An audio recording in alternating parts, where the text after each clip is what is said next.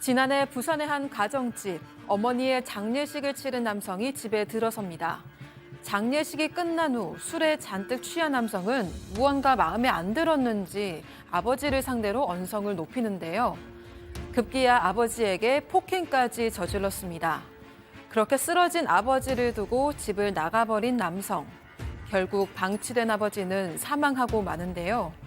남성은 아버지에게 왜 이런 짓을 저지른 걸까요? 자, 지난해 부산에서 벌어진 일인데 다시 한번 좀 사건 정리를 해보죠. 네, 이게 지난해 6월 24일이었는데요. 50대 남성이 어머니 장례식을 치렀습니다. 그리고 술을 마신 상태로 부산 기장군에 있는 아버지 집에 찾아가서 추가로 더 술을 마십니다. 그 후에 아버지에게 언성을 높이기 시작했고요. 화가 나서 아버지 얼굴을 폭행까지 했습니다. 이 아버지는 두려움을 느껴서 집 밖으로 나와서 도망쳤습니다. 그런데 이 아들은 자신의 아들을 시켜서 이 아버지를 다시 데려오도록 합니다. 그리고 들어온 아버지에게 더 오랫동안 폭력을 행사했고요. 이후에 가족들을 데리고 본인은 나갔고 그렇게 방치돼 있었던 아버지는 다음 날인 6월 25일에 다발성 손상으로 사망했습니다. 아니 잠깐만, 어머니 장례를 치르고 나서 아버지를 죽였다고요? 참 사연을 들으면 더 황당합니다. 일단 어머님이 돌아가시고 이제 부의금이 거치지 않겠습니까? 근데 아버지 집에 찾아가 술을 마시고 부의금이 왜 이렇게 적냐? 그리고 아버지를 폭행하기 시작했다고 합니다. 그리고 이게 더 황당한 거는 10년 전에 이제 이 아버지가 대구 소재 한 이제 부동산을 판 적이 있었는데 그때 왜 내 말 듣고 안 팔았어야 되는 걸 팔아가지고 더 오를 수 있는 거를 그때 팔아버렸냐? 더 황당한 건 그게 아버지 겁니다. 본인 것도 아니고.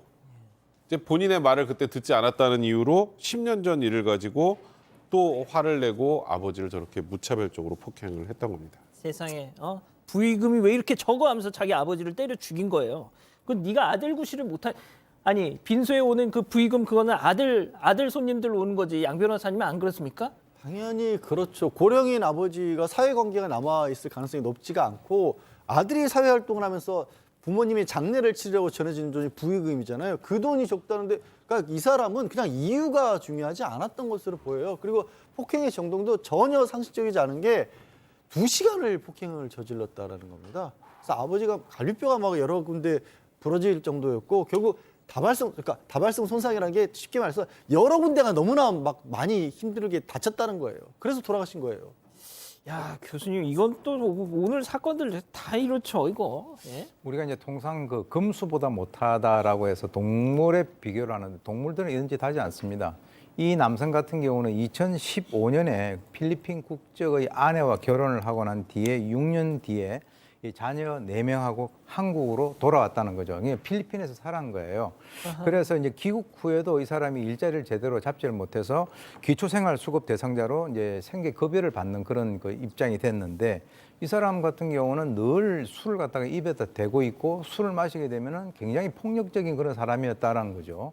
저도 이해가 안 되는 것이 부의금이라고 하는 것이 자기 보고 오는 것이지 만약에 자기가 자식이라면 예. 그 80대 후반인 그 아버지가 이제 자기 아내가 이제 돌아가셔서 그 장례식을 하는데 부의금이 적다고 그리고 10년 전에 팔았던 그 집값이 올랐다고 이건 뭐냐면 그야말로 이 결국 이 돈에 대한 욕심 그런 것에 대해서 그 모든 불만을 아주 약한 대상인 자기 아버지에게 그대로 전가를 한 책임 전가를 한 대표적인 아주 질 나쁜 그런 범죄입니다.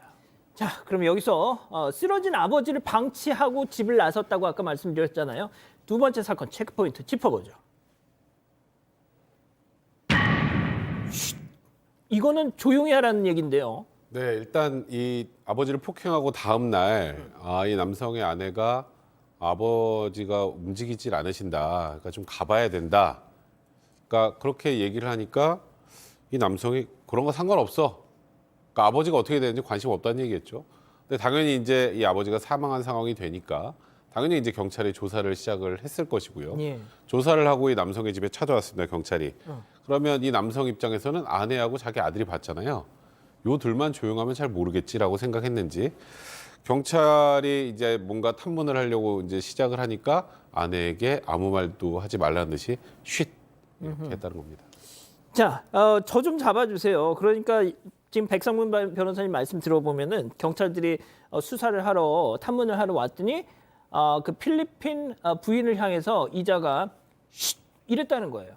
야, 이게 사람이 아니네요, 이거. 예? 그러니까 지금 아내 이 생각도 하실 것 같아요. 우리 가족분들이 아니 주변에 가족들은 뭐라고 있었을 거야라는 생각을 했을 텐데 이 남성 평소에도 워낙 폭력적인 성향이었고요. 생각해보세요. 자기 아버지를 2시간을 폭행을 해서 죽게끔 만들었는데 그 장면을 아내가 고스란히 보고 있었던 거예요. 얼마나 위축이 됐겠어요. 예. 꼼짝도 못하고 있었고 아내의 얘기가 그렇습니다. 아 저렇게 하면 사람이 죽을 수도 있겠구나라는 생각을 보고 있었다라는 겁니다. 뭐 아무것도 못했고요.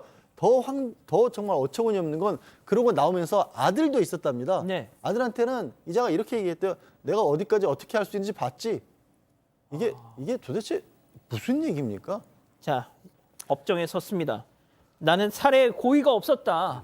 특히 당시 내가 술을 너무 많이 먹어서 미약 상태, 심신 장애가 있었다라고 했답니다, 교수님.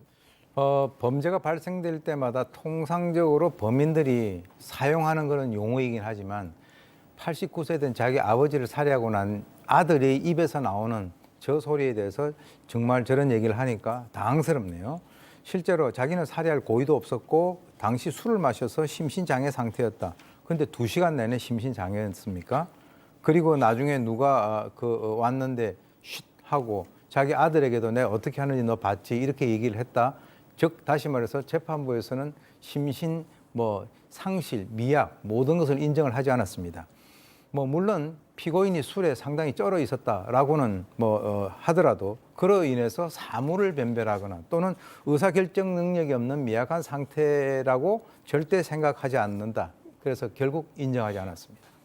자, 이자는 말이죠. 이미 의붓 아들을 폭행하는 그런 혐의로 기소가 되기도 했고요.